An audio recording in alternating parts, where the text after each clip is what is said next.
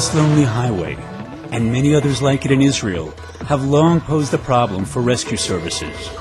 They've been unable to provide a rapid response to military and civilian emergencies because of the time it takes to get to the hospital, in some cases upwards of an hour.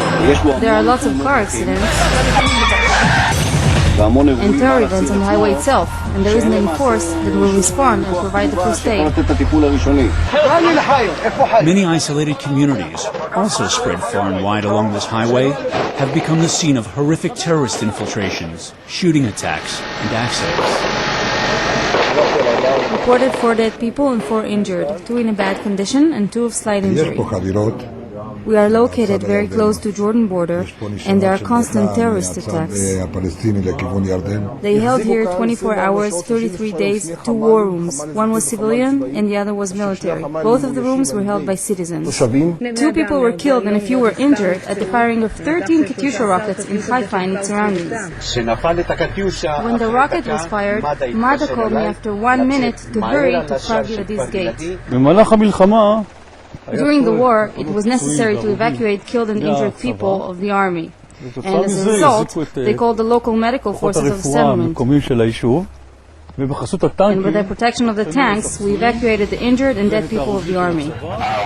As a result of these frightening events, many isolated villages have set up their own volunteer emergency security and rescue services. The only thing that gives me a feeling of being secure is the fact that these people are here. There is no doubt that the saving and rescue forces that are here did an enormous job, jeopardized their lives, I would say. Also, at the time, they had to help the soldiers that returned injured from Lebanon. The terrorists operated an explosive charge, or RPG, against the Hummers.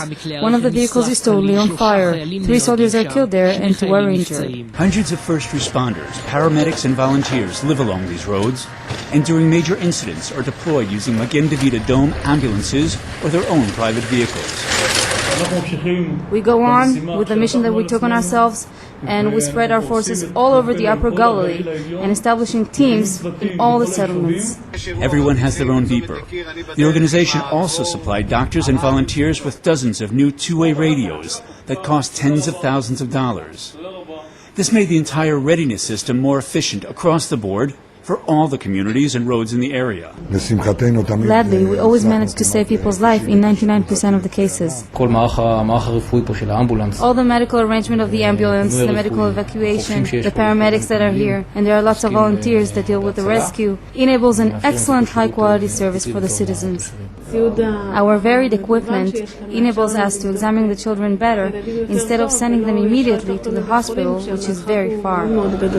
The ambulances are armored against gunfire and equipped like intensive care units, far above and beyond the standard layout. This is the smallest AED. It can save life.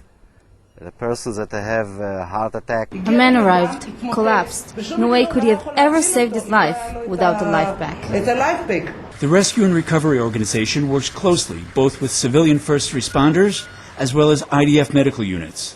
The area's complex security situation meant implementing unique, cooperative policies, enabling civilian and IDF teams to work together.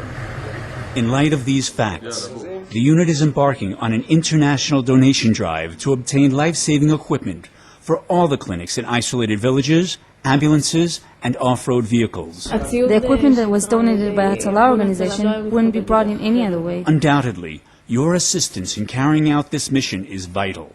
As it is said, to save one soul is to save the entire world.